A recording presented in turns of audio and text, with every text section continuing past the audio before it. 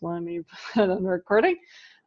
So know that, you know, this is a time for us to talk through some of the things that we're experiencing and offer the suggestions that we have for each other. All right, so our agenda. So today we're gonna, or during this block, we're gonna talk about facilitation considerations. So the things like, how much time do I spend with my students? How do I actually put this together? And then choosing the tools for your course. I will say a caveat, we are not going to go through how to use these tools, but we will provide information for people who can help you with these tools. So we're not gonna leave you hanging on that. Then we will be assessing different tool types. So the things that we have and the different, we're going to look at them through the flows too, that we talked about, the student to student, student to content, student to instructor, and student to self flows. We're going to then go through and look at a course site that has already been built that has the information that we've talked about, like what are these principles and how do they look like in an actual live online class? Not live because there won't be students in it, but you'll get a sense of that. And then I see that there are questions about the online instructor course. We will, if you remind Ashley and myself to talk about the differences at the end, we can do that. But we'd love to have y'all in both of them. We are working through the wait list as well. Okay, so the follow-up here. Essentially what we want to communicate is that each choice that you make should be very intentional. So, you know, the alignment of your course is very important for communicating expectations very clearly. Having students engage with each other with these different flows makes it a little bit more interesting for them to create a community as well. And the zombie assessment, I think, clearly demonstrated that you can still have academic rigor while still having a little bit of fun. That's like one of our biggest, it's like one of our biggest kind of takeaways from the zombie apocalypse one. Cool. All right, and then we're gonna go through, so we're on the last learning outcome here. Can I have a question? Yes. Okay, so just before I forget, yeah.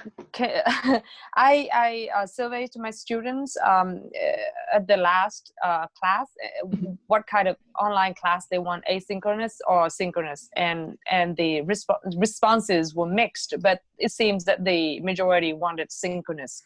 So what could you please, if we have time later, could you please tell us what form would be, you know, generally preferred?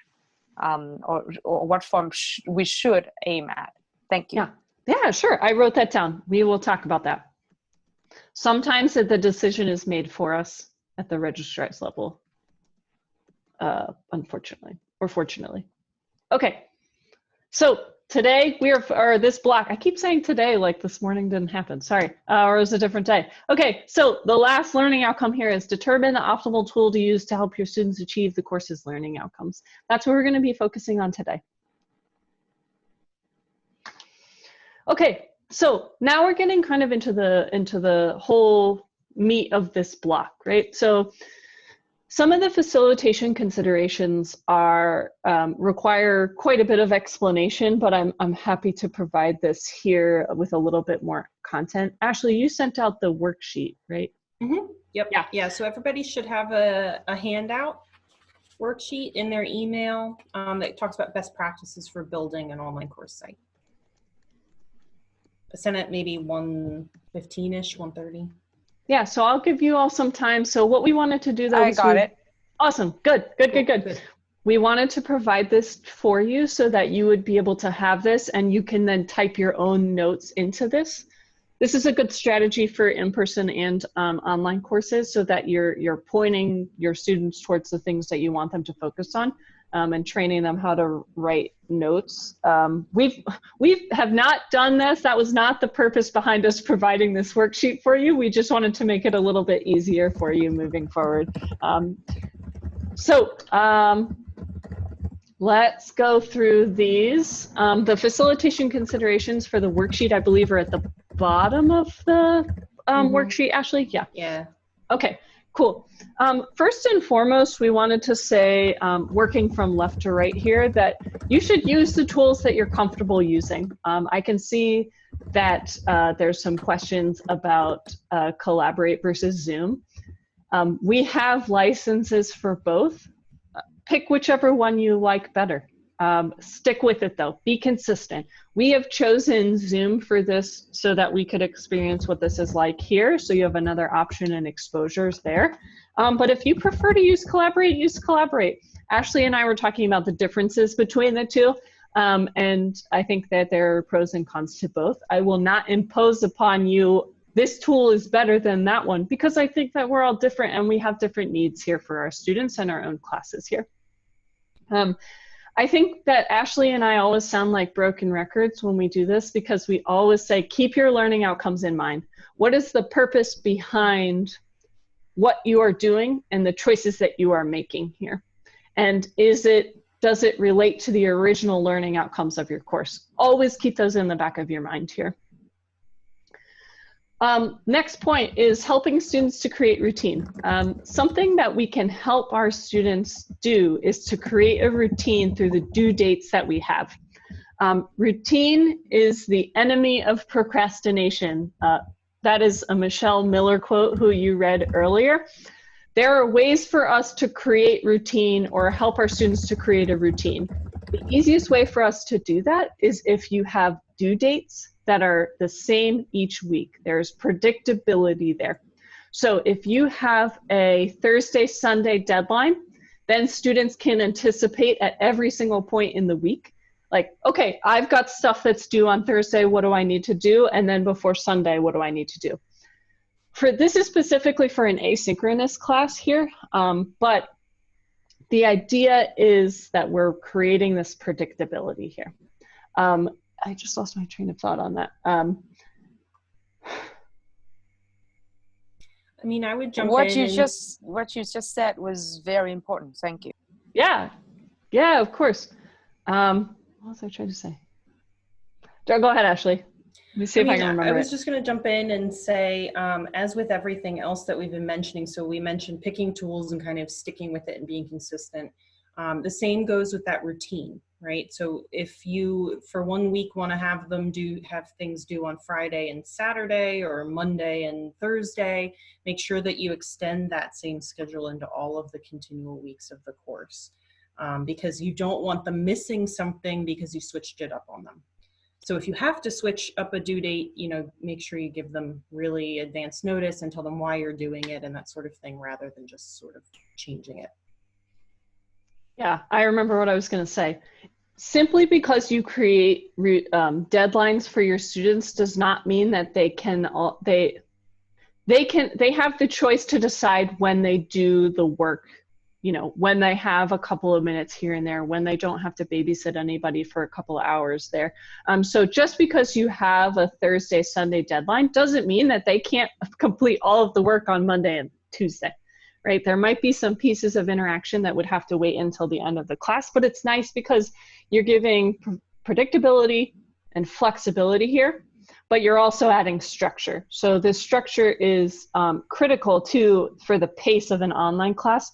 I took an online class in grad school, and the professor likened submitting late work past the deadline like showing up to a class a day later. So if you're supposed to meet on Tuesday, it's like showing up to class on Wednesday, right? Like everything has moved on past where you were. So the routine part is something that Ashley and I wanted to emphasize here. We talked about a little bit in the last block about creating a class charter to guide behavior, like what's traditionally called netiquette. And you can either have your students create that, or you can create that yourself. We've talked about that, so I'm going to move on.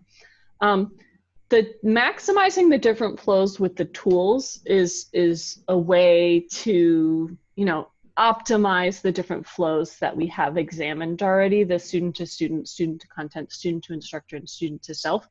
There are different tools that are optimized and perfect for those flows. We'll look at that a little bit more later. Another decision that we want to put in your heads right now before your class starts is to decide how active you will be in the course interactions. There is a continuum that exists of activity in the instructor. There are some instructors who respond to every single student in a discussion board or a discussion. And then there, on the other end of the spectrum, there is the professor who does not respond to any student. So there's obviously some space in between there.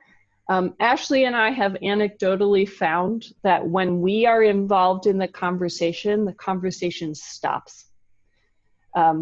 I refer to this phenomenon as the thread killer phenomenon. You are often seen as the final word here.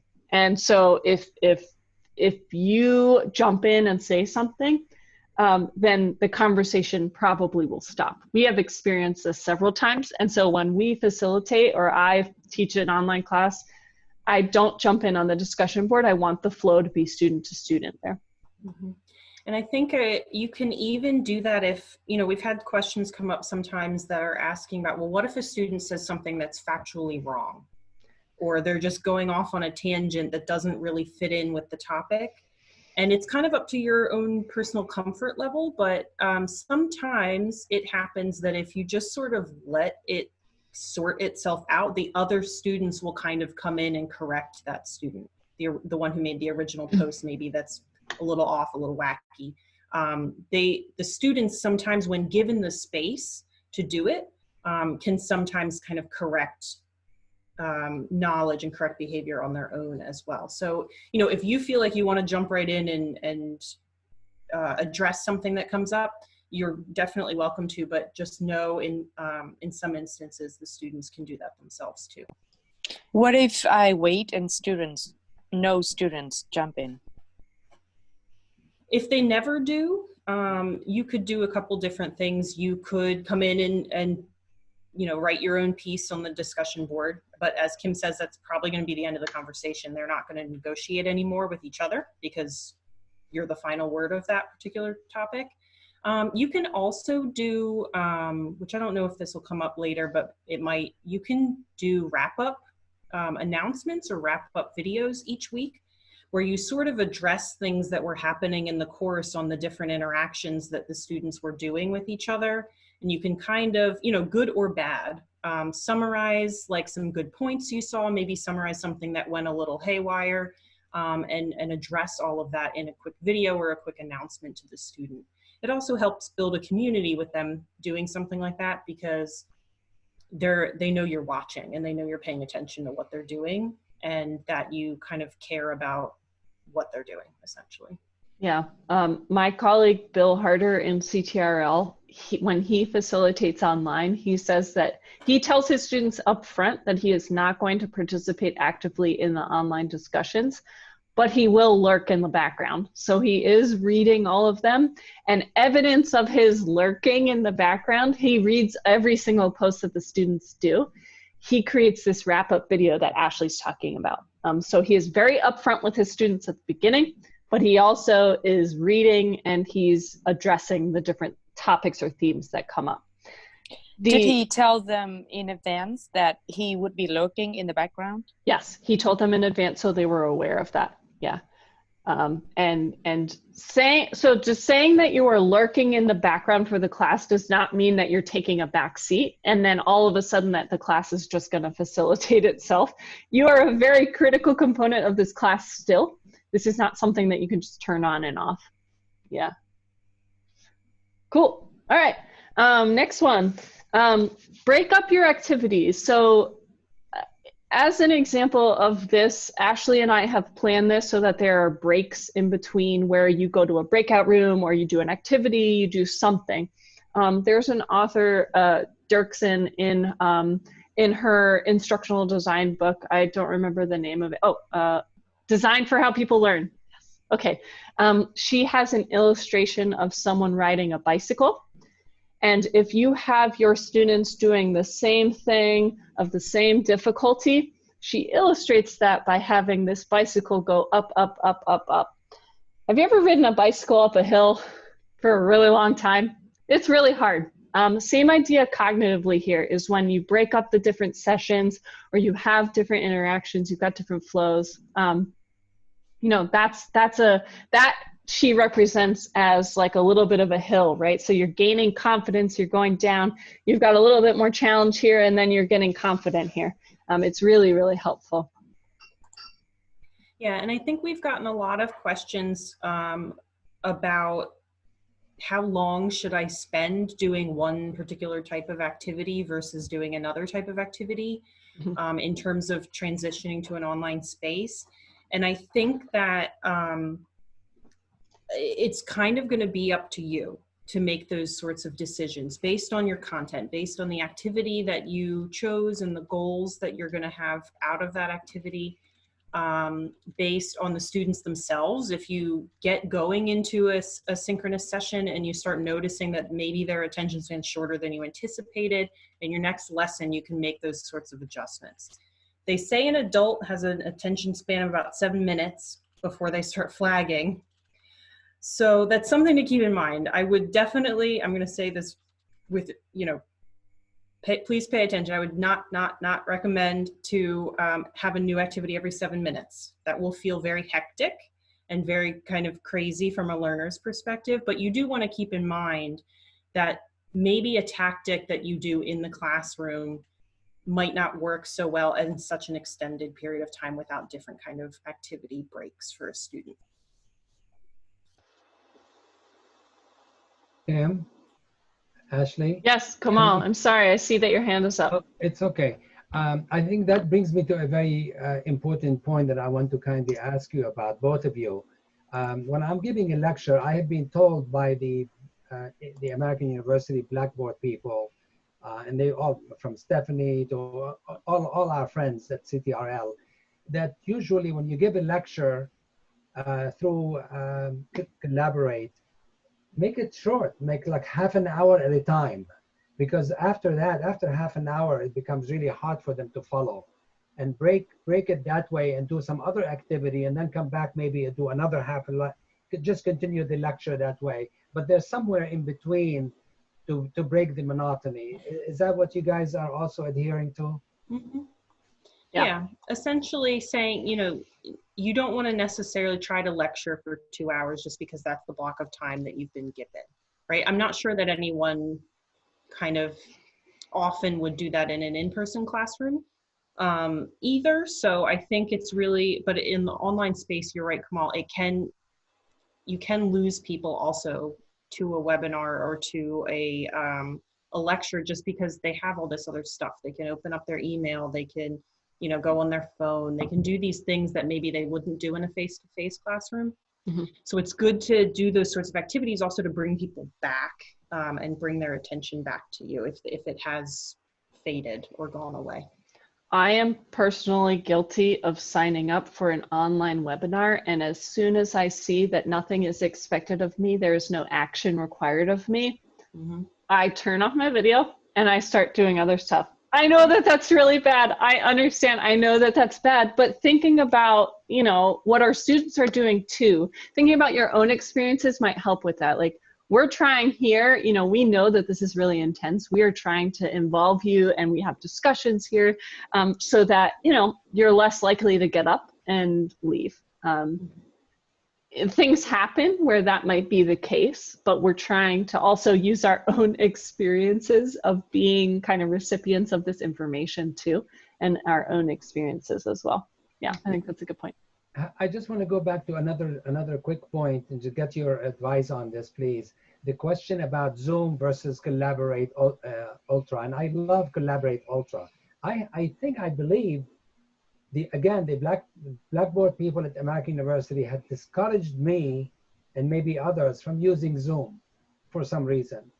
And could you address that issue as well? So I'm comfortable with Collaborate, but is that sort of the trend? Because apparently Zoom has some glitches or some technical issues or some problems inherent in it structurally, but I don't really know the answer to why I have been discouraged from going to Zoom instead of Collaborate. So I don't know exactly why either, but I know in March when we first moved online, that first couple weeks, we didn't have Zoom licenses for everybody. So that may have been advice that you received early on, just because AU didn't have a license for all faculty to use it. And also we didn't have a support system put in place for it. So that may be why folks at the beginning back in March told you to use Collaborate. It was because it was available, it was free, it was within Blackboard, and we had support systems for it. So Zoom does, we do have a support email account for Zoom, but we don't necessarily have the same level of training available to faculty for Zoom as we do for Blackboard tools. This goes back to use the tool that you're comfortable using. Okay. Yeah, I would say if you like Collaborate, go for Collaborate. Be consistent though. The key is to be consistent with your students. Thank you so much both. Appreciate it. You're welcome. All right, and the last one that we have, I think I can send this again though. I've sent a link about the Carnegie classification of a credit hour.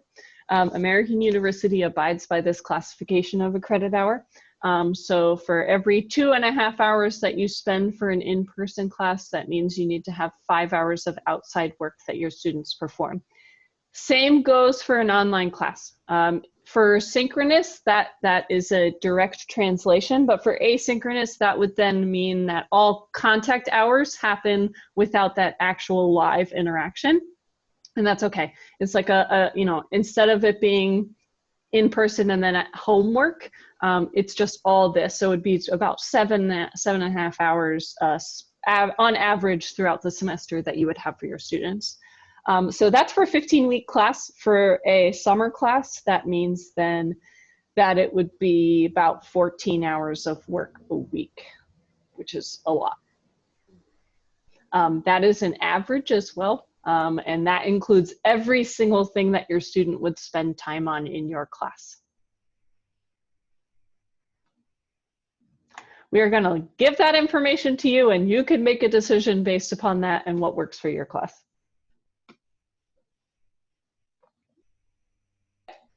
Okay, cool. So now that we've got these kind of facilitation considerations, we're going to start talking about the tools themselves. A lot of you already have exposure to a lot of these tools because of this previous semester, but thinking about the things from the first, from before this class even starts, how can we then use these and maximize the usage of these tools from the very beginning now before our class starts?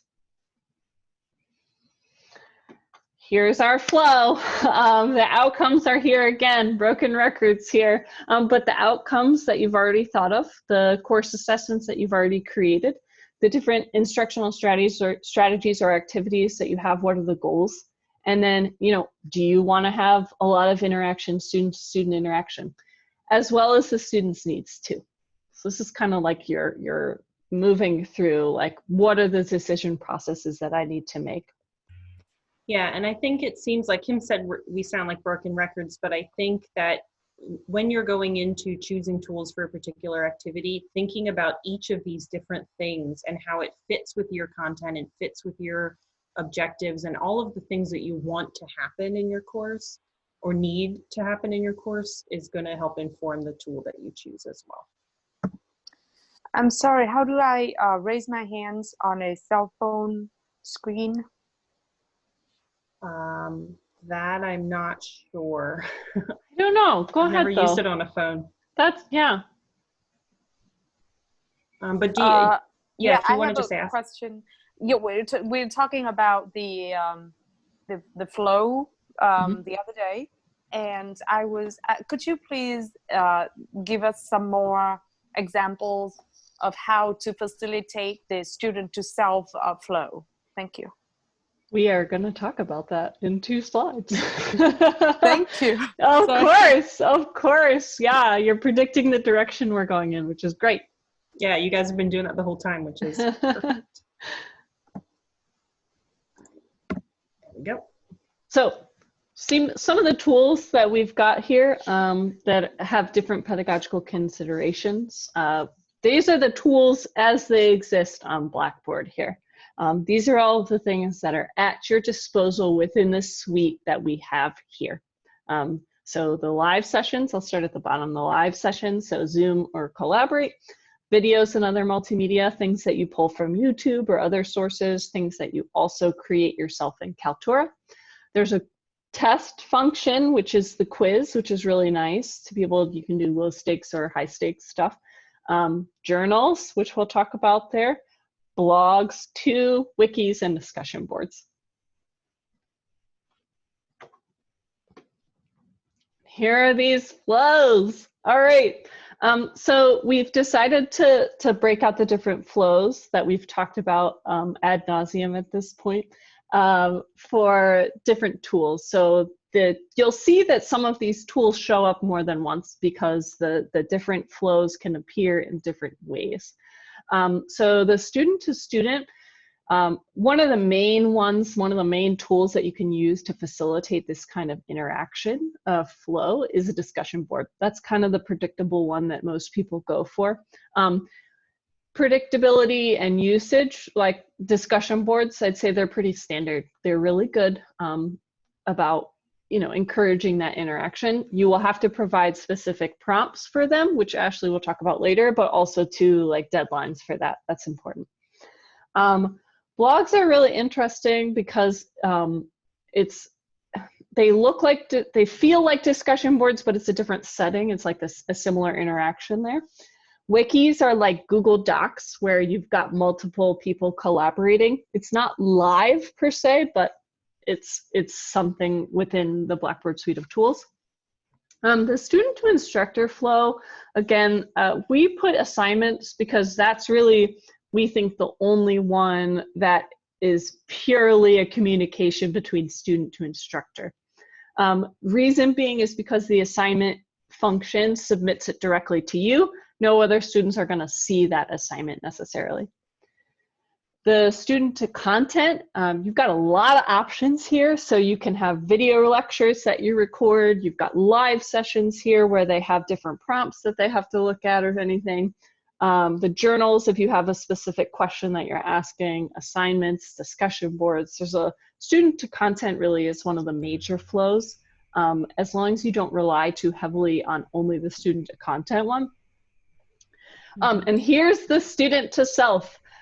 So peer review, there is a peer review on Blackboard. It's a tool that you can use, but it's also just a process that you have. Inherent to the peer review process is a reflection on your own work. Like, what are the things that I need to review first? What are the things that I see in this person's work that I am missing? The student to self really is, getting at that metacognitive question of like, let's focus, how can we focus on the process and not the product itself? The student to self part, the quizzes are not inherently student to self flow. The part that is, though, is the feedback. So the feedback that you give to students allows them to say, oh, I missed that. I need to go back and review that. What are the things that I missed thematically? All of those things there. And then journals are if you ask questions like, what was the most difficult topic that you experienced this week? Or what are the connections that you can make to other classes? Or what are the things that you're seeing in your own life? That's how you can get that student to self flow. And it's a very powerful flow too. And there's many tools that you can use to optimize that. Okay, so. Thank you. Yeah, of course. We've got a cool poll here where you will be able to, let me explain this before I launch it though, where you will then make a decision. So here's the learning outcome on the left. So let's, for example, define aspects of a usable data set for SPSS. I, as the instructor, have determined that I would prefer to have a student to content flow. You will then go through this poll and you will check the different tools that would possibly work for this. All right. Yeah, so kind of in a similar way that you would think about choosing a course tool for your own course. Think about the outcome, think about the desired flow and your goals for that particular activity, and then decide which tools might fit best. And probably there are going to be a couple that you might want to check because there's not only one good answer. You should be able to choose more than one.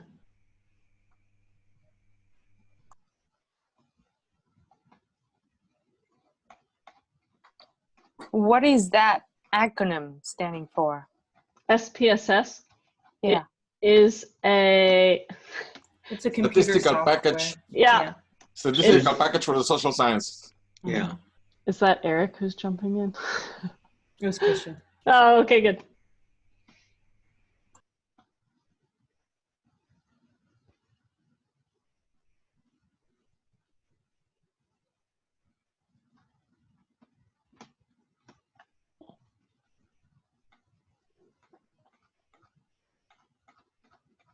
And you should be able to pick multiple as well. Multiple course tools.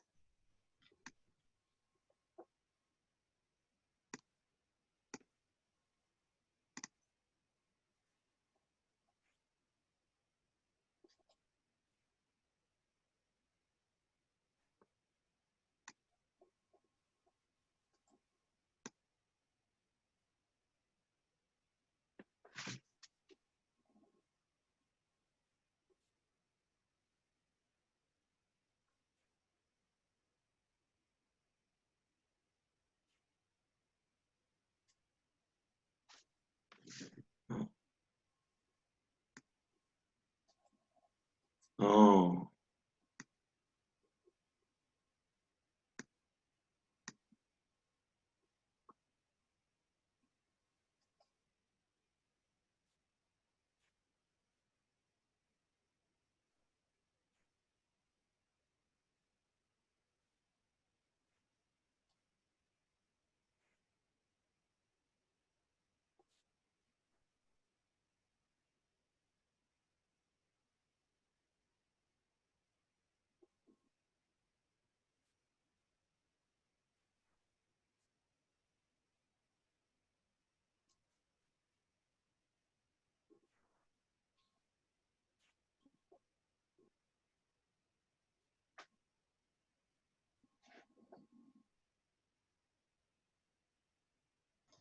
I'm going to give you another minute to finish up.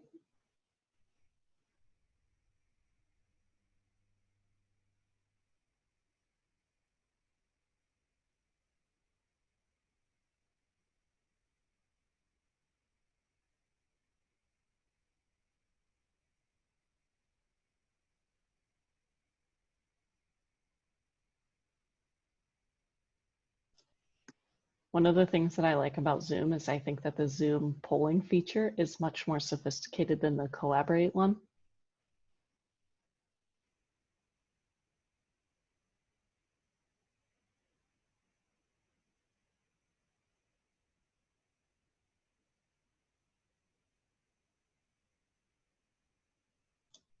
Okay, you have 20 seconds left.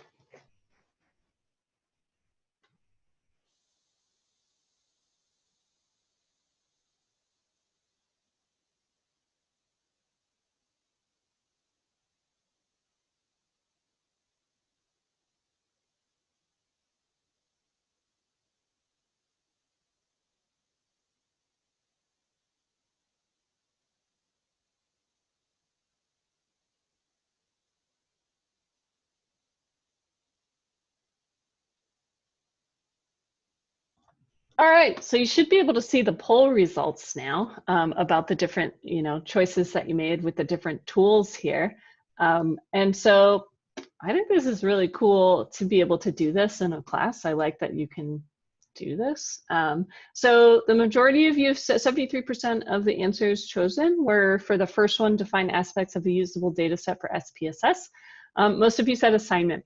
That I would agree with. An assignment, again, is the one where it's very much the student to student, but it's also too, the student to content is the flow that comes up the most. It is definitely the most common one because we are asking them to take this material and do something with it.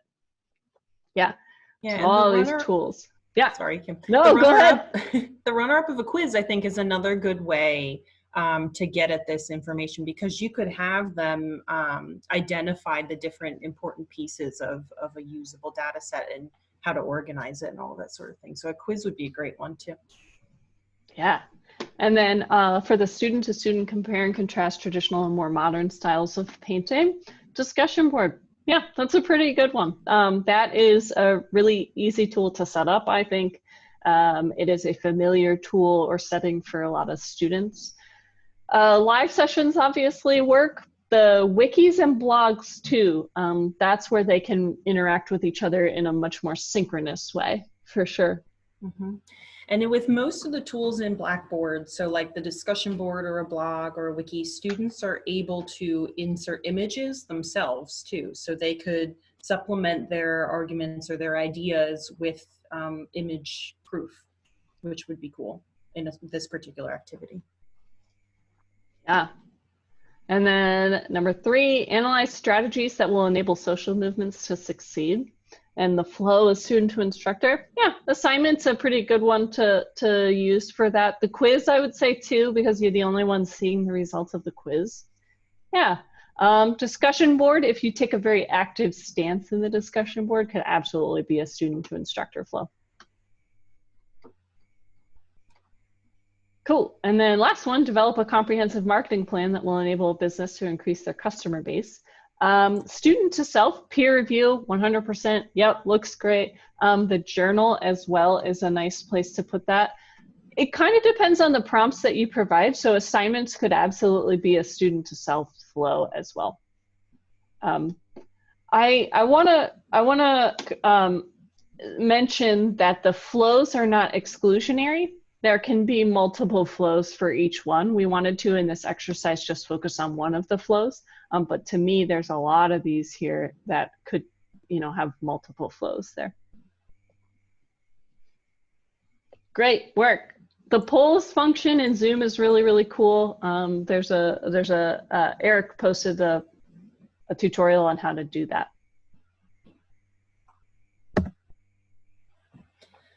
All right. So for the second half of our session today, we're going to be focusing on putting it all together for the purposes of today within Blackboard. So taking all of the information that you've developed, all of your plans, your course schedule, your content, your outcomes in your syllabus, all of those sorts of things, and thinking about how to throw it all up into Blackboard and create a course site that welcomes students, that is well organized, that sort of mimics this best course ever that we talked about yesterday. Thinking about how to build out the course site to encourage what you want to encourage in your course, to complete what you want to complete, and getting all of those sorts of things together. So we're going to go over this best practices handout that we emailed to you guys. And we're also going to show you some sample courses in Blackboard in terms of what you could do and what this might look like in practice. So before you get started actually putting things into Blackboard and building out the tools and organizing your content, a great place to start, once you've got your design building blocks ready, like your assessments, your outcomes, your syllabus, all of that, a great place to start is kind of thinking about how your course content and your course structure would best be organized, like sort of your umbrella organizational structure for all of the things and all of the pieces of your course. So if you think back to the best course ever activity we did yesterday morning, organization was one of the most important things that kept coming up over and over and over. You want it to be consistent, you want it to be transparent, you want it to be easy to navigate and easy to use for the students. So you can start thinking about your course from a student's perspective is a good way to get started as well. You can try to think about what might my students expect. If they read through this syllabus and the way I have it organized in the syllabus, how is that going to translate into the course site? It can help sometimes to get a pair of fresh eyes on your syllabus or on your course and try to think about or ask that person, how would they think this makes sense? To be organized and to kind of follow a sequence. If you think about those things ahead of time, it's going to help you greatly when you go start building and getting into the nitty-gritty of your Blackboard course. Okay, so we have, let me get into Blackboard. I've got a bunch of courses that I can show you guys that sort of take into account different ways to organize a course and different ways to introduce information or to organize the course content, different ways to present activities and assignments to students within the container of your Blackboard course site. So the handout that we gave you guys has a list of best practices, and we just divided it up into different sections. So we've got best practices for sharing course information with the students is where we started, because it's where you're going to start with them when they come into your course for the first time. So we recommend not only putting a syllabus file up into Blackboard, but it can be a good idea to also put syllabus information in the Blackboard site itself. So then students have options in how they want to go find that information. So here's a demo course. We use this one for Blackboard trainings a lot to demo the organization of a course, kind of like we're doing now. If you look on the left-hand side, here's just an example of how you can organize the course content. We've got course information, we've got a header here, announcements, course orientation, syllabus. So you can tell the students in your first announcement to them, for example, to start with the course orientation. Sure. Are you going to send us all these slides? So this isn't a slide, this is Blackboard. I'm sharing my screen with you in Blackboard right now. So we do have a Blackboard course that we created for you with a sample template inside that I was going to show you at the end. Okay, and then the weekly content comes underneath it, and then any tools that they might need, like discussion boards or email or their grades. So if we click on the syllabus link, so here there's the syllabus document that they can download. So if I click on that, it'll open up the course syllabus as a download. But all of the information in the syllabus is also here. So they can just come into the course, and without having to download the file, they see the outcomes, required materials, grading plans, all of these sorts of important course policies. You know, you don't have to, but it's a good idea to put the information here in addition to having it in your file. So that's one of the recommendations we have. It's also a good idea to display a course schedule or calendar. Again, there are different ways you can do it. You could put it here on your syllabus page. So let me find another course.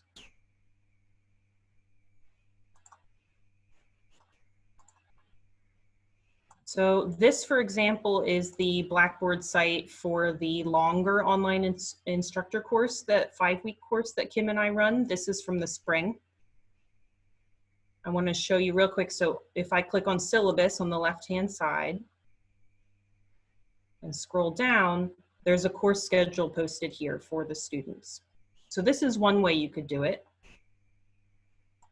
We also, in order to build this, we just copied and pasted that into Blackboard. You know, there's no sophisticated coding that went into that. Yeah.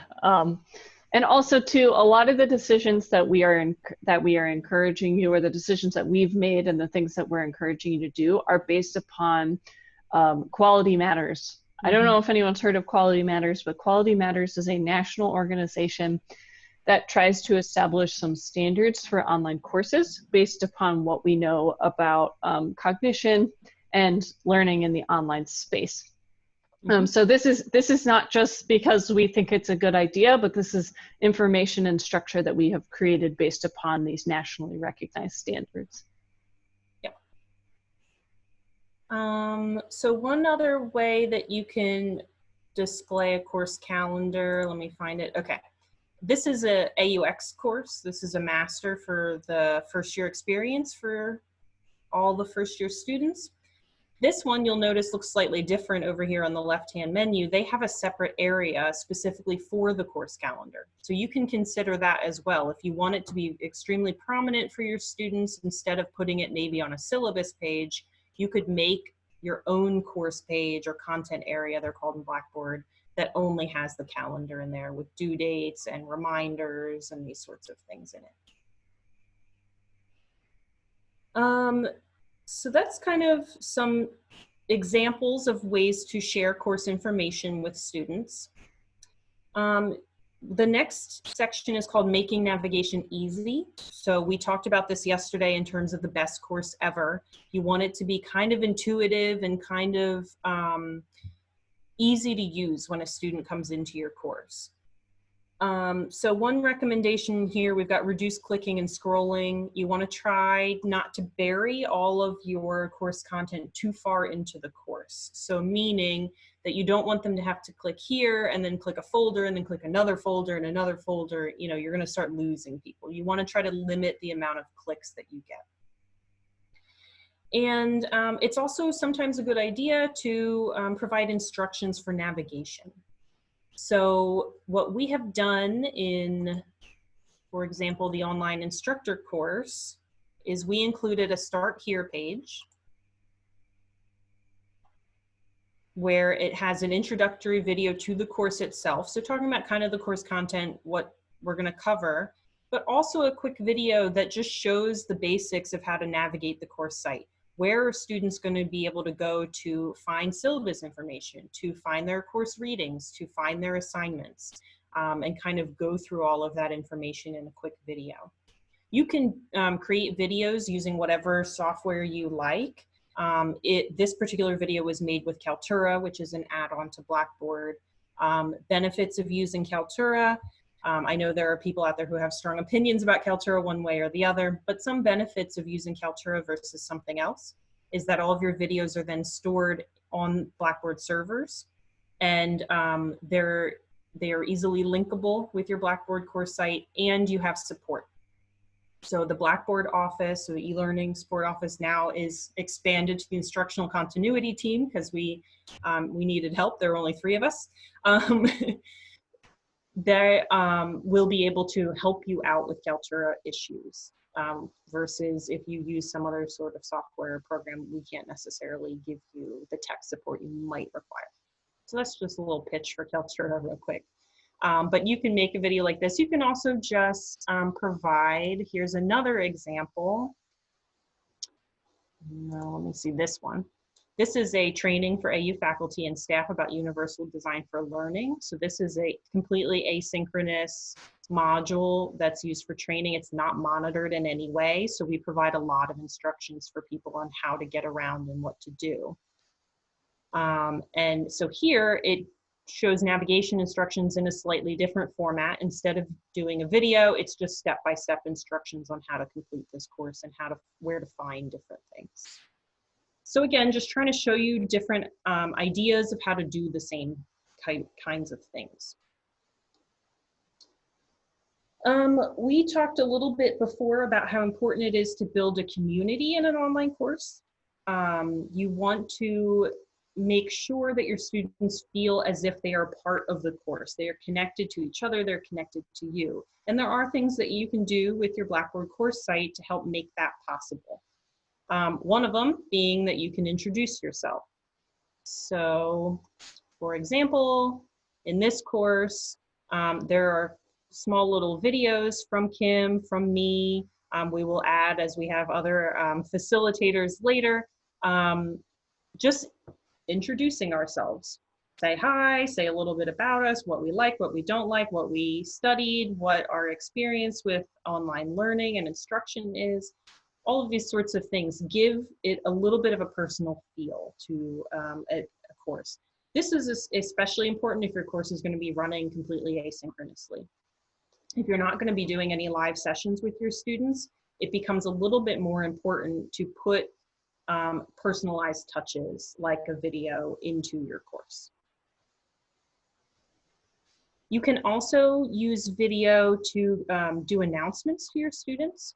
So instead of just typing a text announcement, I'm going to click on this announcements page and you can see some examples. So we've got some that are just text, but we've also got some that are videos of ourselves just talking to, to the webcam, and then in turn, once we embed it into the students or to the students who are in the course. So that's something you can also consider doing. You can have students do it as well if they're comfortable with it. So if they are comfortable using their webcam, they can submit a discussion board prompt that is a video instead of a written. thing. If you have a course that you need to have them practice both spoken and written communication styles, that could be a good way to incorporate both of those different kinds of modalities. Go ahead, Todd. I see your hands up. Yeah, if we need I don't know, 20 minutes on how to do videos in Blackboard, where would we go? So there are a couple different options. So there is a Blackboard help page that is up in the right-hand corner for everybody. It's always there. When we open it up, you can see. It has videos, it has step-by-step PDF guides that kind of walk you through the steps of how to use a bunch of different tools in Blackboard. You can guide students to this page as well, because on the right-hand side, there's stuff for students as well. You can also contact the instructional continuity team, and they will walk you through a kind of step-by-step process of how to use one of the Blackboard tools. We may be offering some more workshops. I haven't heard one way or the other, but kind of when all of this was happening in the spring to transition, we were offering workshops on different tools. So it's possible that for the summer semester, we may do some of the same things, but for kind of immediate assistance, you can call it. The number's 202-885-3904, which we're going to share a number and email at the end of the session as well, or the email's just Blackboard@American. And they can help walk you through it. Thanks. Yeah. Kamal, I saw your hand was up too. Yes, very quickly. Again, I don't want to take too much of your time. I understand, again, from my experience with the transition period at American University, is that we have to be very careful when we import a YouTube type video into Kaltura or into the online course. Is that basically the standard at American University? Is this something we have to be careful about? How do you avoid getting in trouble in terms of using videos that you have not produced yourself? Sure. So one way to get around that is if you have a link for the video, if the link goes to YouTube or to some other website where the creator of the video is cited, then that's fine. Some considerations with YouTube videos is the comments section. So occasionally I've worked with instructors who chose different topics for the videos on YouTube that they want to show, where the comments are a little bit fiery, we'll say, and they don't want students to go into the comment section and engage or to read those comments. So one way you can get around that is to embed the video.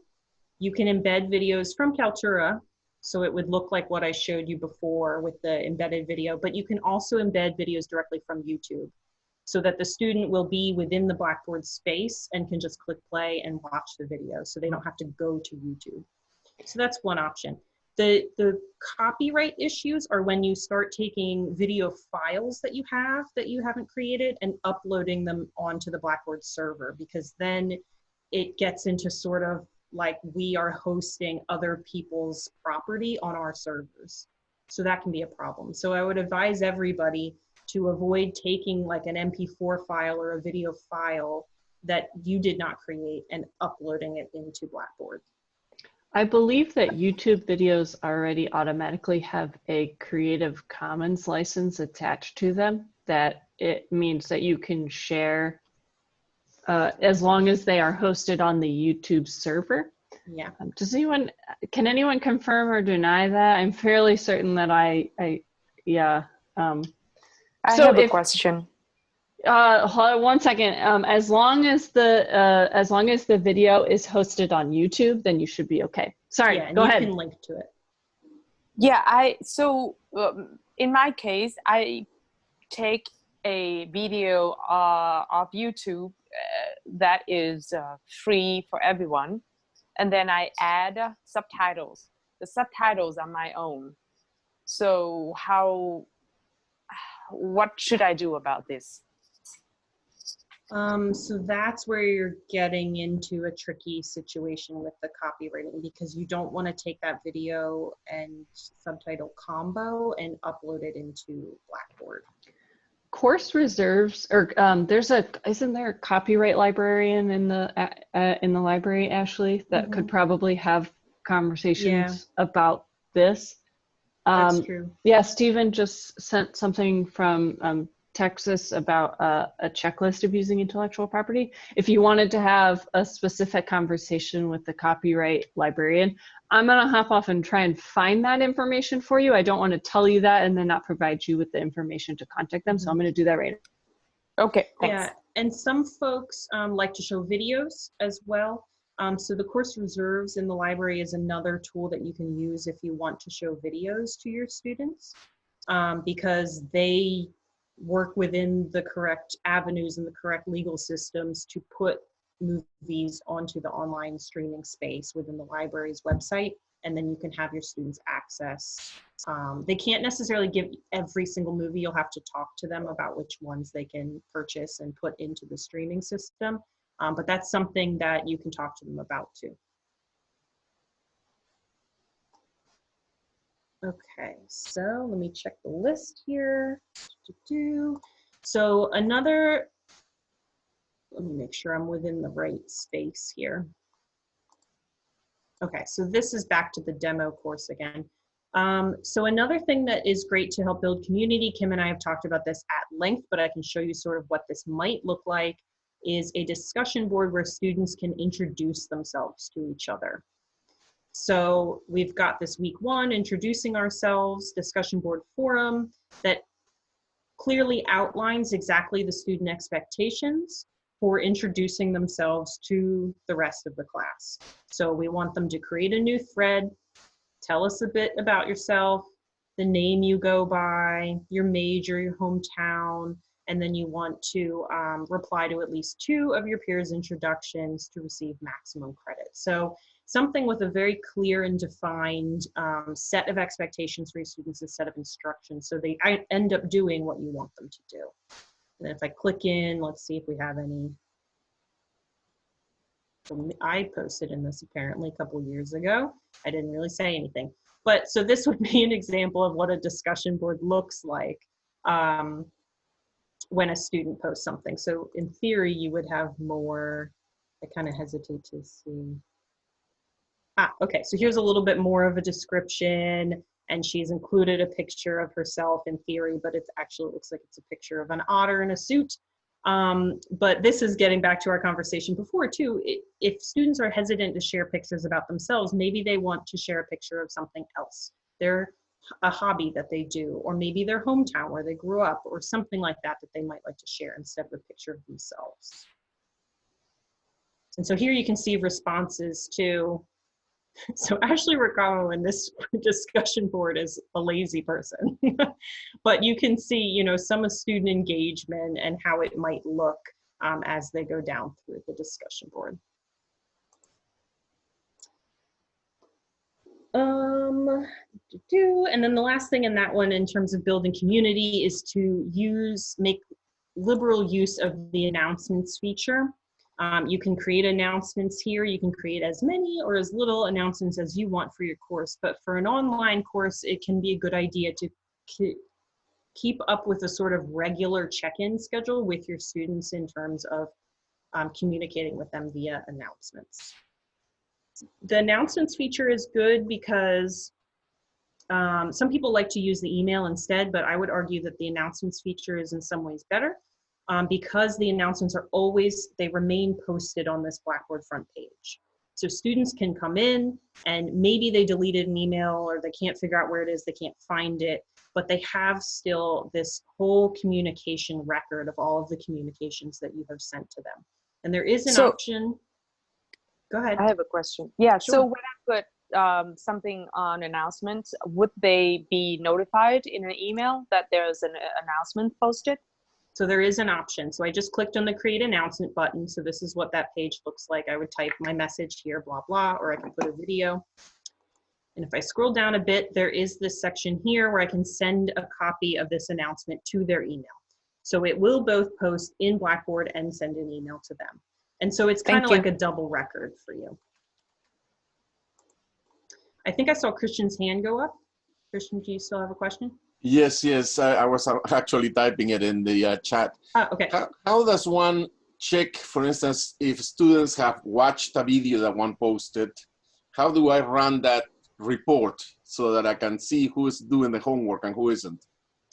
So I believe that we can't get reports out of Blackboard that are quite that nuanced.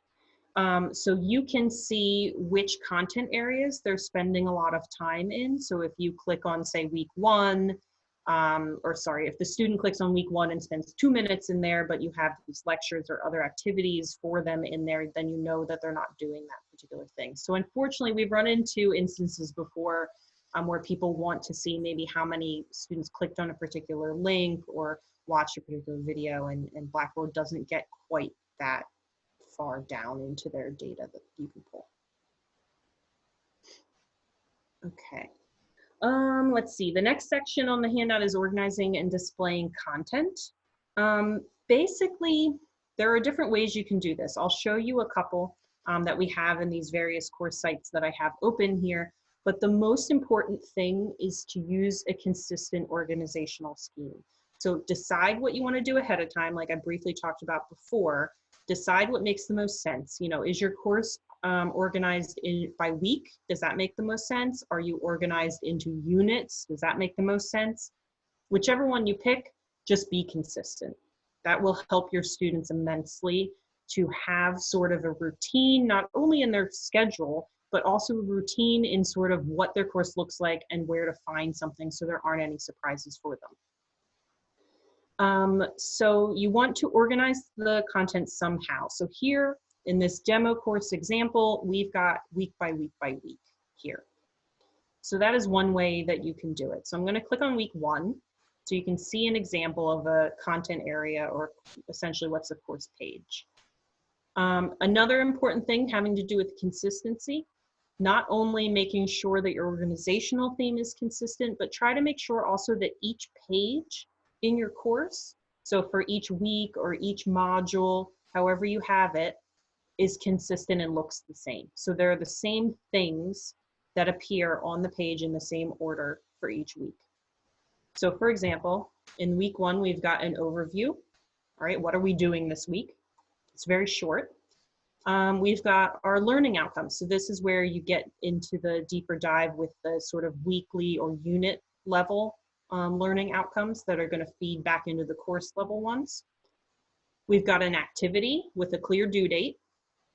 So this is that introductory discussion board forum. And then the prompt is rewritten out here as well for the students to see. We've got a folder for readings and a folder for activities and assignments.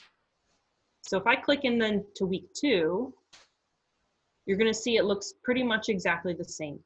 So we've got the overview, we've got the learning outcomes, we've got a folder for the readings and a folder for the activities and assignments. So having this sort of consistency is going to be not only comforting to your students who are working within the online space, but it's going to support their learning as well. So we talked a little bit yesterday about cognitive load and making sure their cognitive resources are not spent on trying to locate wherever their course reading is for week 2, right? So remember being in the worst course ever that was essentially just a content dump, and you had to figure out on your own, okay, what reading goes with what week, goes with what topic.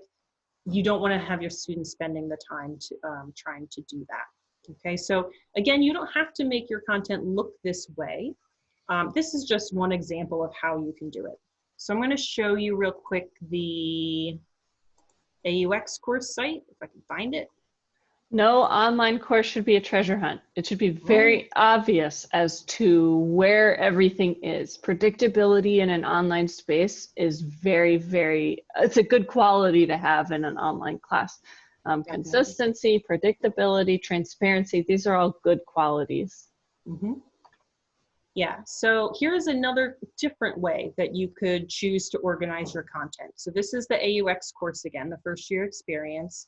So we had this course information that looks similar to the last demo course we were in, but this looks a little bit different. So the learning modules, instead of saying week 1, week 2, week 3, blah, blah, blah, all the way through, this course has organized it based on readings and homework. So that's one content area. And then the assignments are in a separate content area. So students can click on that assignments link and see all of their assignments for the course. It has all the instructions. I guess I'll just show you.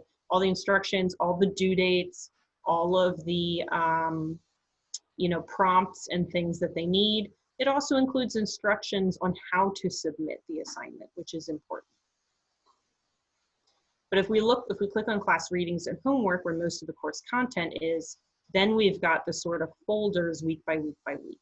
So that's another way that you could organize it. So maybe you don't want, I guess it's less relevant with a summer course because they're shorter, but for a fall or spring semester course, they're often 15 weeks. So if you wanted week by week, you might end up with 15 links down the side of your course, which some people don't like.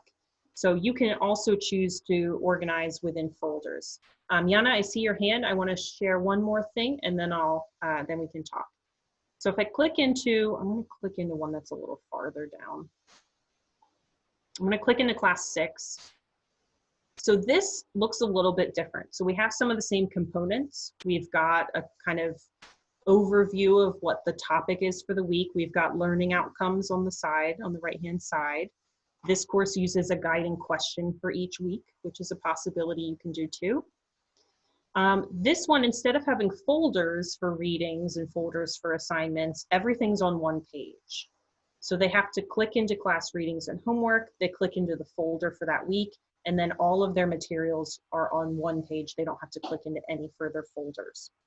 So here, their homework takes and content takes the appearance of a to-do list. So they have 1, 2, and 3 things to do for this particular week. And all of their content, so they have a 2 book chapters and a web link. These are all embedded right here for them. So that's another way that you can choose to organize the content. Yana, did you have a question? Actually, it's both a question and a comment on some of choices one makes when trying to organize the content like this. Mm-hmm. So I've tried it either way, right? So I usually have my schedule in a single entry on Blackboard. And then all of my contents, so the schedule is devised by week with all the hyperlinks, but then the contents are actually devised by topic. And the reason, and not by week. And the reason I ended up doing so is because I teach a course that is very likely to slightly shift the schedule as the semester goes along. So if I devise everything by a week in separate folder or even a separate entry in the Blackboard, if I have to make a small change and push everything even a day ahead, that means I now have like 28 entries to go and manually change as opposed to just having like a single flow. Mm-hmm. But I wonder if there's a better way to do it. So maybe there's a tool that could kind of automate a little bit. Like, how do people handle those scheduling changes need? Or maybe there are courses where that just doesn't happen very much. So I think with an online course, and Kim, maybe you can hop in. I think with an online course, it's important to be very, very clear about when things are due. So I think organizing your reading and content by topic is fine, as long as somewhere it lists out, okay, for this week, they have to read the chapter by Jones and the article by Smith, whatever it is. So that when they go into that folder that is organized by content, they can look for those titles or look for those authors and find them quickly. I think it might not hurt, although there is no way to automate it. So if you truly are switching it around a lot on the students, this might not work. But if you do have your content sort of organized by topic within a folder, you could also put the due dates for each thing with that file. So it would help them find it a little bit easier as well. Kim, do you have any ideas? I think as long as you organize the content in a way that is consistent, so with the thematically organizing things, I think it's totally fine. But again, as Ashley mentioned, being clear with the things that you're changing and the due dates that you're changing would be really critical. Yeah. So students don't feel like the target is constantly moving for them. Mm-hmm. Yeah, it was more like, of course, when we held in-person classes, one particular spring, we had like 6 snow days. And so it had to like keep shifting, you know, a week ahead. And so changes needed to be made. But I can easily imagine that snow days are now like bad connection days, right? For some people. So. Yeah. Yeah, and then a lot of the things too that we're talking about here with holding an asynchronous session here translates to snow days as well. The university policy is that if an instructor says that you're meeting synchronously that day, that you meet synchronously that day despite the weather. We're not quite in that realm right now for many reasons, weather, circumstances, but this is all information that you can use for your in-person courses too. Yeah, cool. Thanks. Christian had a question as well. Yes, please. Traditionally, what I've done with Blackboard is I have put a lot of my readings on e-reserves through the library in order to avoid any copyright issues. If we're gonna set up, a weekly kind of list of readings, could I just simply in that, box of information say, read this and this available on e-reserves? That would be a fantastic thing to do. Okay. Because you could list out, okay, these are your readings for this week. And then tell them exactly where to go. So you can say, go click on course reserve for this one. Maybe for this one, there's a link provided, however you are sharing that with them. You can. Now the links don't get us in trouble in terms of copyright, do they? If it is a link to a website, so maybe New York Times or something like that, it's fine, because on the New York Times website, it's going to have the author and the date and all of that necessary information.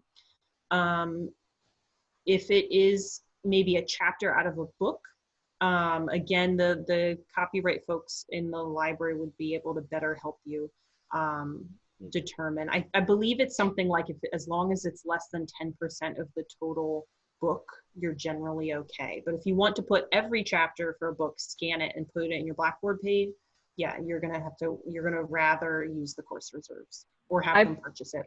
I put the link in for course reserves at AU for the library. That includes contact information. So even if you have a slight doubt about copyright and want to talk to somebody, the course reserves librarians would be able to help. They've also too developed how to make this work in the like for e-reserves.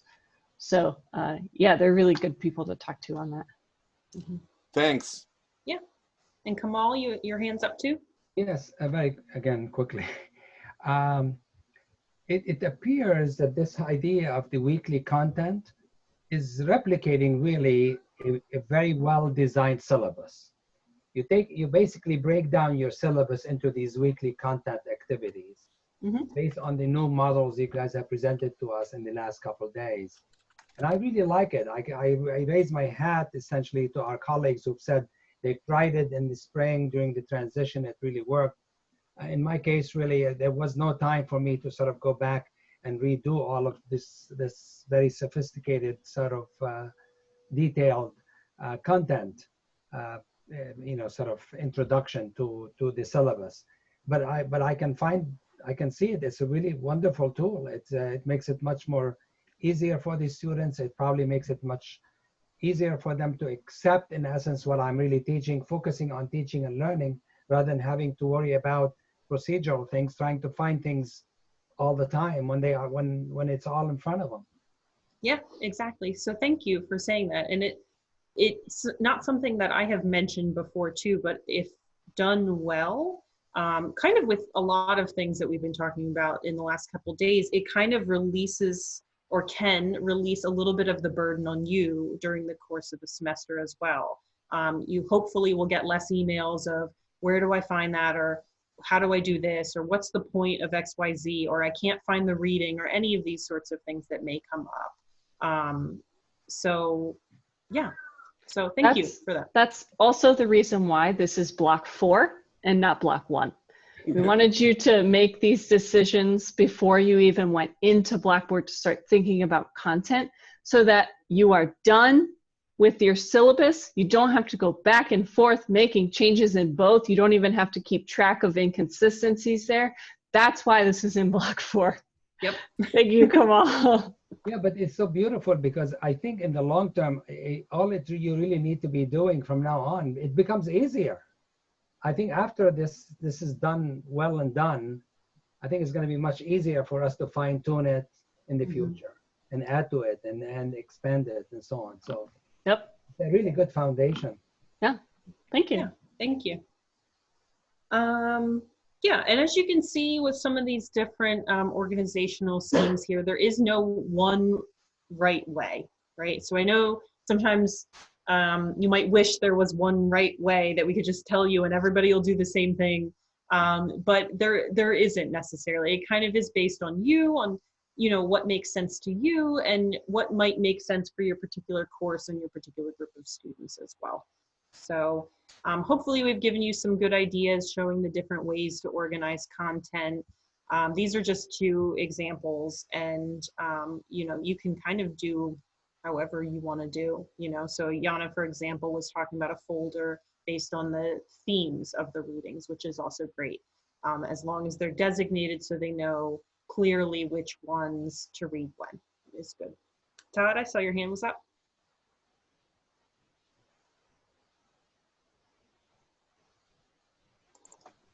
Can't hear you, Todd. Sorry. No, I can't. Sorry. That's okay. Text boxes, the 3 or 4 text boxes per week, right? With the material, etc. Is there a way we can break those out of the syllabus automatically on Blackboard, or do we have to manually cut and paste them from the syllabus to Blackboard? Because I know, for example, that there's a wonderful button that allows you to carry, if you don't use Z-reserves, or if you partially use reserves on Blackboard, you can carry all of your material from one course to the next offering of that course forward, and then just make whatever changes. If I change 30%, I should carry it forward, then I just adjust the 30%. Mm-hmm. Can you do that with the syllabus and with these weekly chunks of text, or do you have to just go in and So 2 separate sort of questions that I think I heard. The first being that if you take stuff from Word and you put it in for the first time into Blackboard, it is a copy-paste function. So Right. Unfortunately, there isn't sort of a way to upload. People ask us about tests a lot when we get a lot of calls from the support line. They want to upload like a PDF or something and have Blackboard make a test. So stuff like that doesn't really work. It's just a copy-paste.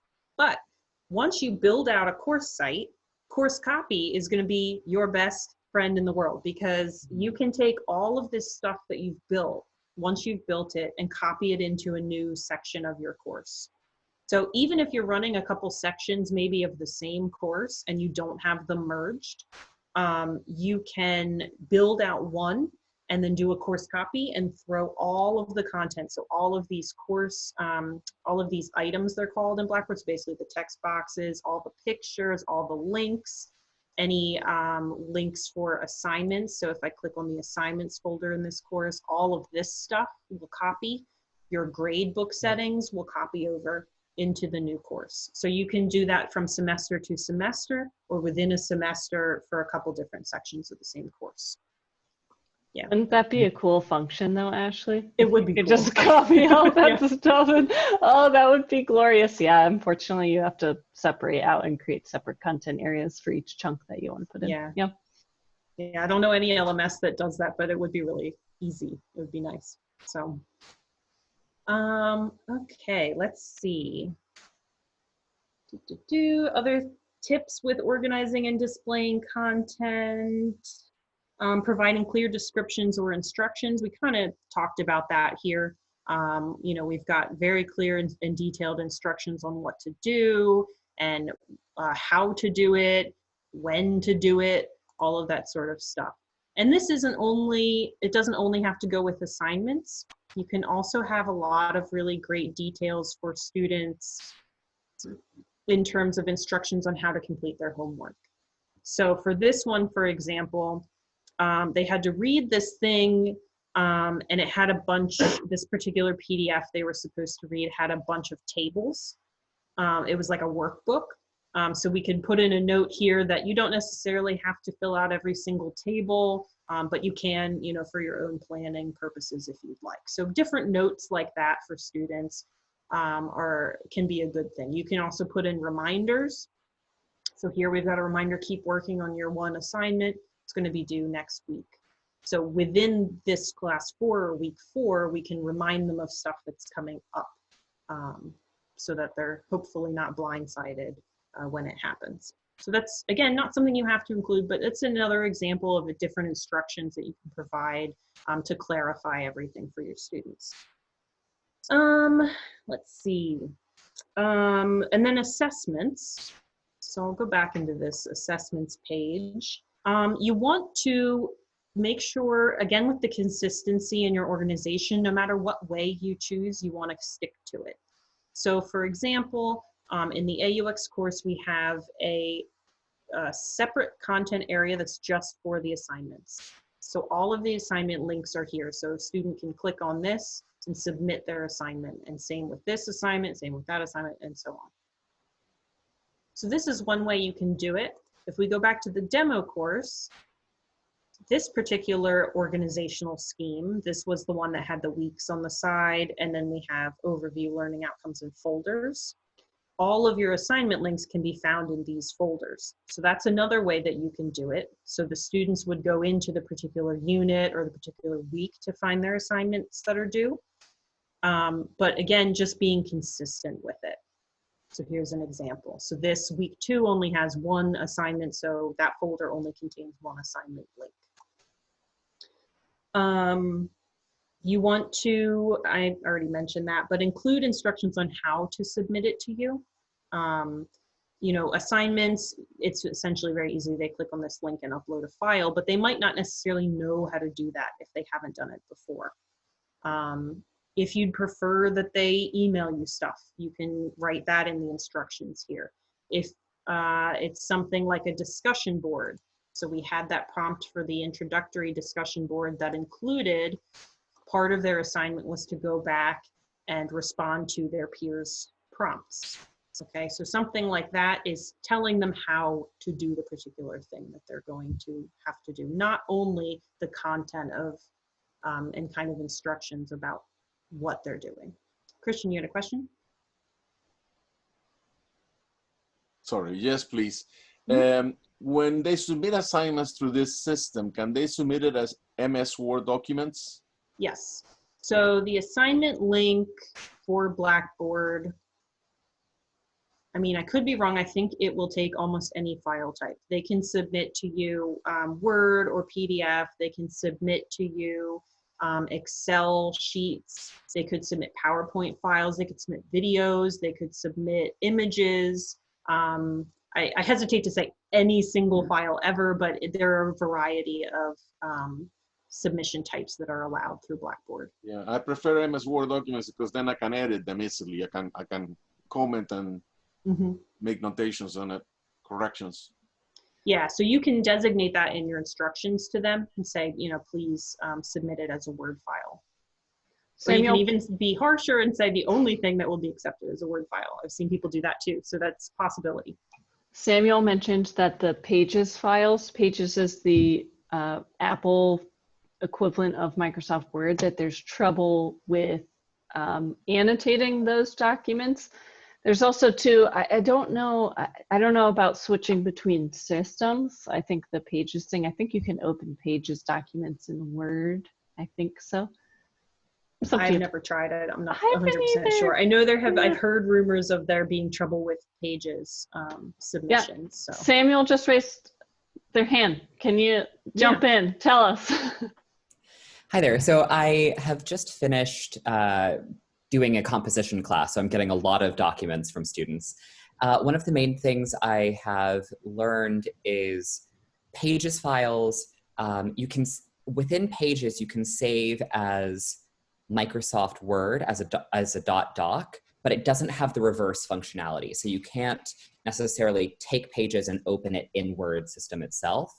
Okay. And the problem with this is that the previous integration of the upload was using Box on Blackboard, which wasn't recognizing a Pages file. So I had to either download it and bring it up. I work on a Mac, but on the few times I was working on like the computer in my office, for example, I had to download it or go back and ask a student to submit it as a PDF because it wasn't actually integrating into the grade and annotate feature within the Blackboard gradebook. Now, I do know that Blackboard's migrating grade annotation features later in May. So I'm not entirely sure how that will impact pages, but as a kind of just best practice after a first week of getting a large number of files I couldn't actually open, I just asked all students to ensure that they were putting it in Word or in PDF. I see that Carmen's writing,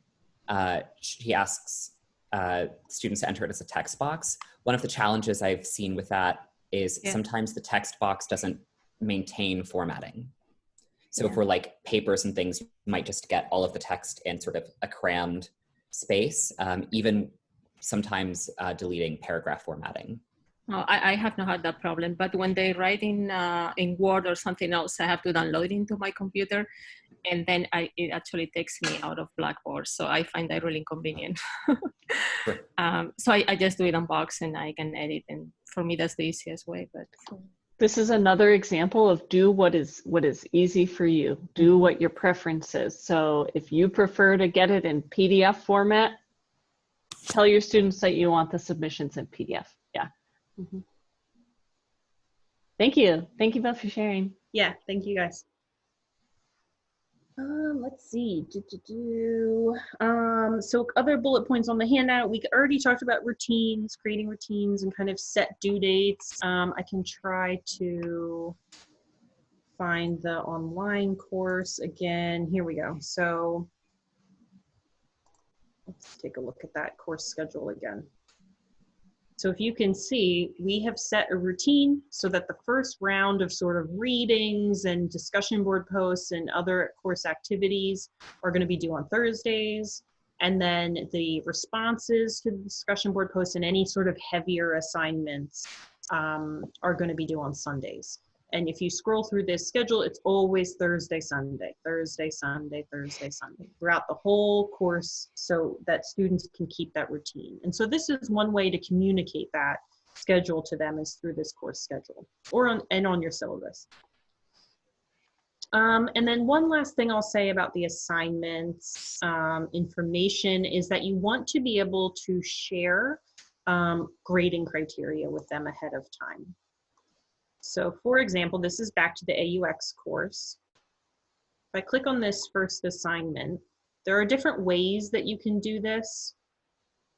If you link a Blackboard rubric with an assignment link, then when students click on it to submit their work, they have this option here to click on View Rubric, and it'll pop out the rubric for that particular thing, so that they can read it and use that information to craft their response and do their work. And then they know exactly what you're expecting of them and then hopefully how they can meet it.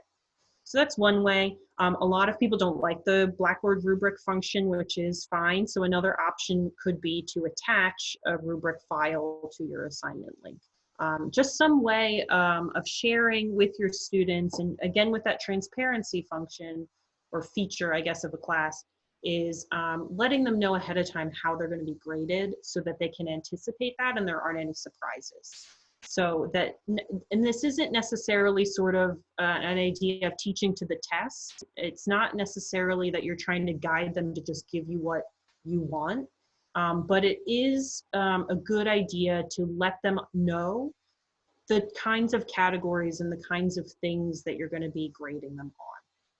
So for example, this first assignment, are they going to be graded on things like grammar and vocabulary, or you know, formatting or different things like that?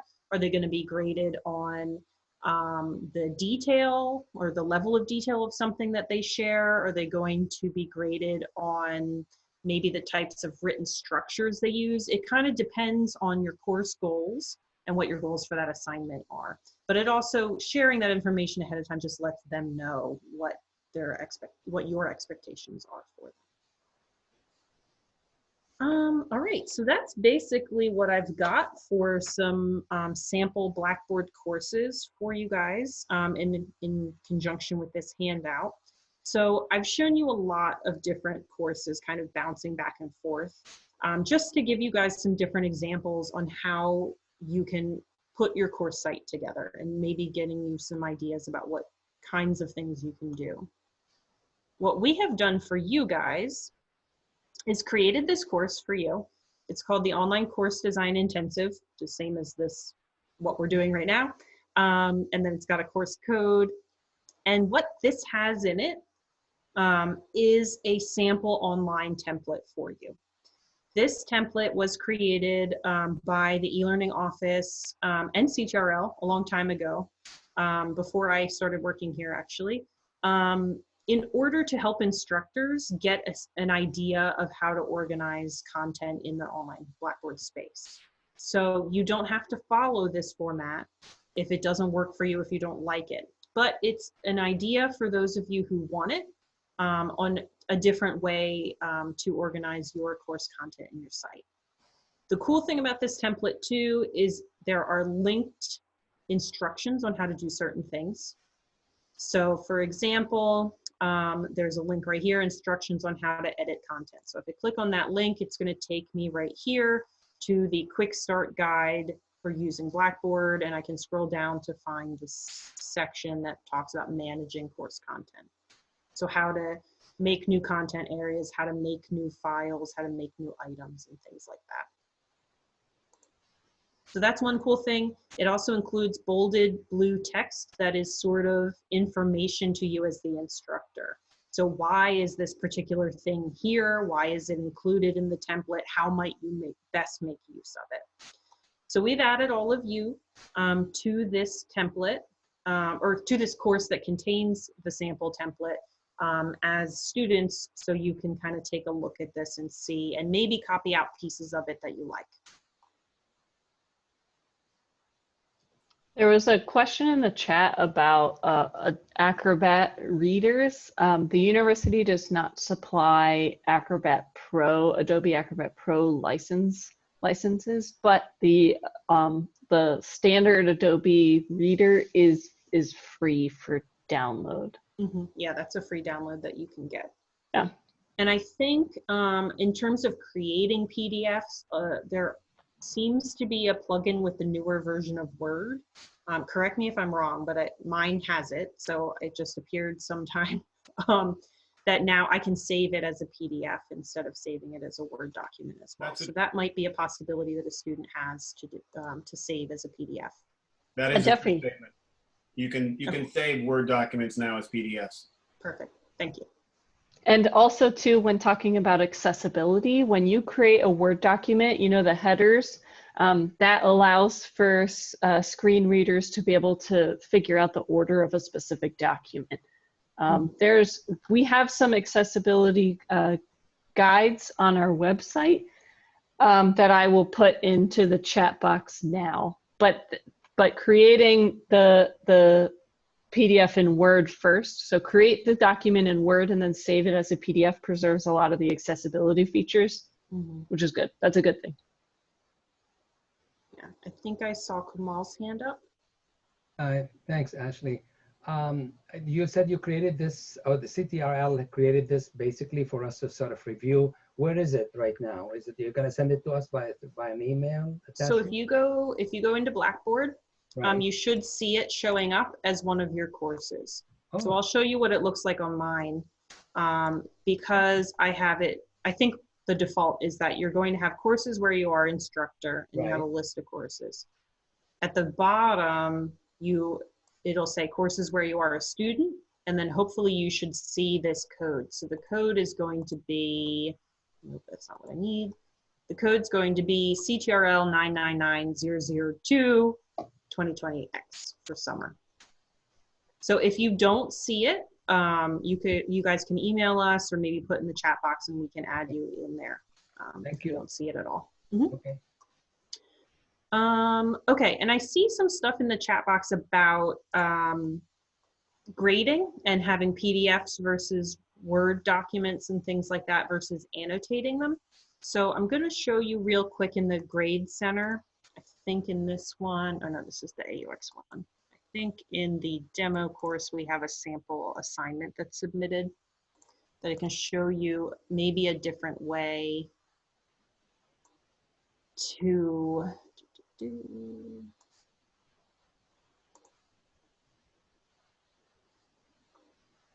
to annotate and take notes and make comments on student work. So there is this thing, the box right here. It's going to switch over. I think it's just called Blackboard Annotate is the new tool. They're basically taking elements of Box and switching them over. But there are a few annotation tools. I believe the new version that's going to happen at the end of May has more.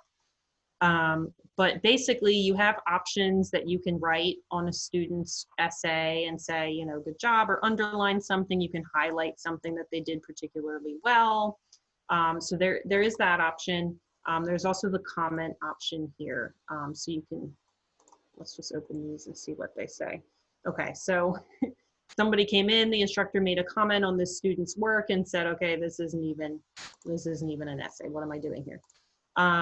Or you can give positive feedback, you know, basically putting those things in. I know that's not everybody's cup of tea, but with this sort of annotation system that's built into Blackboard, it can save you some time with having to download all of the students' files and work with them in Word. One thing you can't do here is you can't edit what students have typed.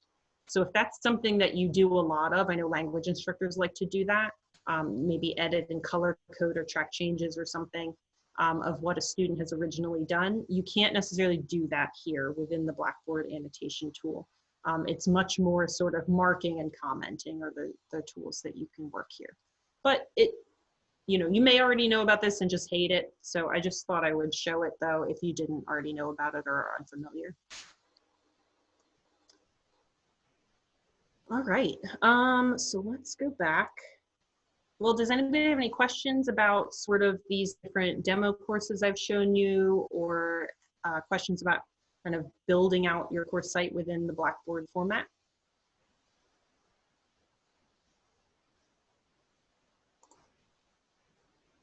All right, I'm gonna pull up the slides again then, and we're basically almost done. All right.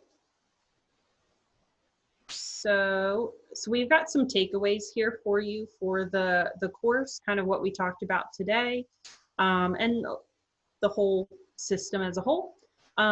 Thinking about online course design, many of you have pointed out, and you're not wrong, is that online course design sort of mimics good course design for a face-to-face course. These things are related. So we talked a little bit yesterday about good teaching is good teaching, no matter what the modality.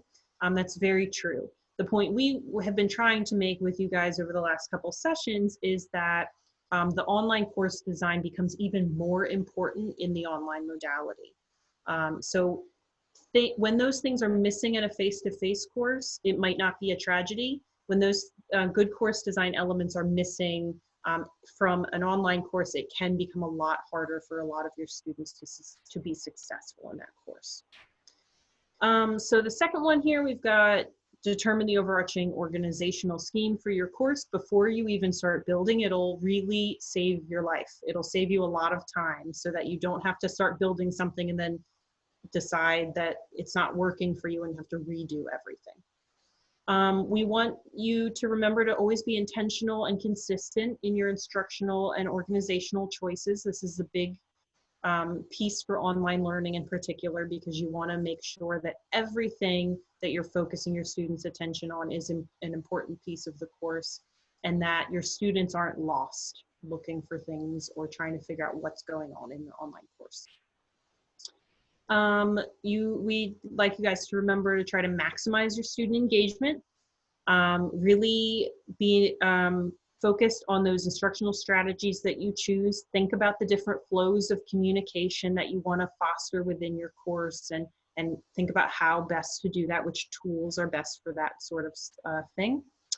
Also to make sure they're varied.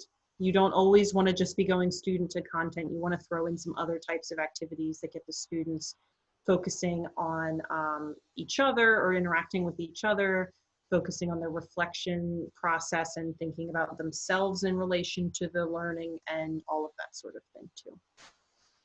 We would like to remind you to provide clear directions for all activities and assignments, and I would also argue or add your homework assignments and course readings and things. The more instructions you can give them, the easier it's going to be for them to be able to focus on learning and not focus on what's going on. And then please don't hesitate to reach out for all of the resources that we have for you here on campus. There are so many different things going on right now because we are trying to support the faculty as best as we can with making the transition not only in this spring, but also now having the opportunity to take your summer courses and really think about designing them for an online platform from scratch. So here are 2 additional resources in the form of Blackboard courses. So the first one on the left I've already shown you. So that was the online course design intensive Blackboard course that we've enrolled you in with that sample template. On the right-hand side, we've also created a contingency plan for instructional continuity Blackboard site that was advertised back in March. An email went out to all of the faculty members. If you haven't already joined that course, I can show you real quick what kinds of things are in there. Go. So how this one is set up is basically a lot of technical guidance on how to do certain things. So it's organized by a task that you might like to do with your course. So maybe say I want to do student presentations. I'm going to click on that and get detailed instructions on different ways that I can facilitate student presentations within my online course. So we've got option 1, present in real time. Here's a second option, do recordings of their presentations ahead of time. Got a quick description on how to do that, and all of the resources that are available to you through AU are linked here. So I can click on this and see, okay, this is a guide I can share with my students for how to record a video with Kaltura, step by step with screenshots of exactly how my students can do this. So this is a resource not only for you, but that you can share with your students as well. So this is a course in Blackboard that is really based on sort of technical assistance for you. And you're not automatically enrolled in that. If you would like to enroll, the instructions are here. So it's basically a self-enroll course. And we've got the step-by-step instructions. We're going to share this PowerPoint with you after the session so that you'll have those instructions available to you to self-register for that course if you're interested. You might already be in there. You might have registered back in May and forgotten and not used it since then. There are also a lot of people on campus that are available to help. Those last 2 resources were basically just Blackboard courses, kind of standalone resources for you, but there are lots of people available to you on campus. Yeah, Kim and I are only 2 of us. We've also got all of the people who have been helping you guys out in the chat today, all of the people in CTRL, all of the people who are part of this new instructional continuity team. Here are just 3 options that you can go through if you want more assistance with trying to think about some of the questions that have been coming up with us in these sessions today that maybe we haven't had time to address as much as you would like. So if you have more personalized questions about how exactly am I going to take this thing and put it online for my students, one option is you can go to your embedded instructional designer. So starting last week, or maybe the week before even, we now have every school has an embedded instructional designer who also has instructional design support staff working with them, that they can help you with pedagogical questions. They can help you actually build out some of the course content if you're finding you're running out of time. They can help you with a lot of different things. So hopefully you've received an email by now introducing who that person is and introducing the process to contact them. For some people it's an email, I think. For some people it's a Google form or something like that. There's also the instructional continuity team, which is basically handling right now tech support. So if you have technical questions about something you're trying to do and it's just not working, if you have questions about how to use or how to learn how to use a particular tool, and you'd like more assistance than sort of a PDF with steps or a video that we've created for you, you can call and have a person who will walk you through the process. So videos with Kaltura, how to use features of Blackboard Collaborate, how to make a test, how to make an assignment link, any of these sorts of technical questions, you can call them and ask them. Also, if something's just not going right. So sometimes, you know, maybe you made a test, but your students can't see it or whatever, you can call them for that too. Students can also call that number. So that is good information to put in your syllabus, because then hopefully they will not be contacting you directly with their technical problems. So I would advise you to put that information in your syllabus as well. And then of course, you've got CTRL. CTRL has a huge library of resources for you. They've got a huge staff available to help you with almost any, I mean, Kim can speak to this, but almost any topic related to what's in their center title. Yep, absolutely. Even if you're not sure if it's something that we can talk about, let's talk about it. Yep. All right. So we've got all the contact information there for you. And basically, the only thing left to say is that you've done it. You've made it through the intensive. So congratulations. Thank you. Thank you. And thank you guys. Yes, thank you guys very much for your participation. We've had some really great conversations and a lot of fun with you guys in the last couple sessions. I'm gonna let Kim talk for a little because I feel like I've been talking. I'm sure she has things she'd like to say too. Yeah, Thank you. It was great. thank you. Thank This you. has been really intense. We really appreciate you Great sticking with job. us here. This is whew, Ashley and I are really happy with how this turned out. This was something that we have been thinking about for a while, and it felt like the right moment to do it at this point. And we're really happy that you all could be here and that it is helpful. If you have any questions, I'll be around from 4 to 5. I think Ashley will be as well. Yeah, I can say today. Yeah, we will provide some evidence of your participation. If you are interested, please let me know, and then we can do that as well. I know that I said that I would talk about the online instructor course, the difference between this course, this workshop, this intensive, and the course. So this intensive was designed, Ashley and I designed this to equip those of you who are getting ready to start teaching May 11th or May 18th, so that you had some kind of information and guidelines on to how to move forward with that. As such, we were limited in the amount of time that we could work with you all and the contact that we had. And so, you know, this is a truncated surface level, you know, dive into online teaching. The online instructor course is a 5-week course that takes anywhere from 2 to 7 hours a week. It's completely asynchronous. There are no synchronous meeting times at all, so you complete the work at your own pace within the given deadlines that we have. We have designed it so that you will experience what it is like to be an online student. So we've created different activities in the tools that we have. You explore kind of what it's like to be a student as you are building your course as an instructor too. There is significant overlap in what we have talked about today. The main difference and component in the online instructor course is that you get a lot more feedback, and you also have the opportunity to start building your course out. With the support of us. There is if you decide to do the course, if you decide to sign up for that, that's totally cool. That's up to you. We will probably be offering a second iteration of the online instructor course later in the summer, possibly for in anticipation, looking forward to the fall. We have not made that decision though. I don't want to make Ashley nervous at all.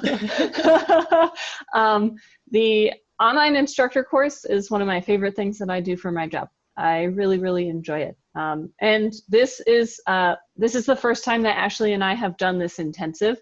This is right up there, I think, with the online instructor course. I feel like I get to know more people though in the online instructor course because we're spending more time together and there's more interaction, even though it is completely asynchronous. So thank you all so much. We are at 3:58. Can you believe it, Ashley? We finished made it too. before 4 p.m. too. You know, when you plan out workshops and things like that, it's always like, is this too much or is this too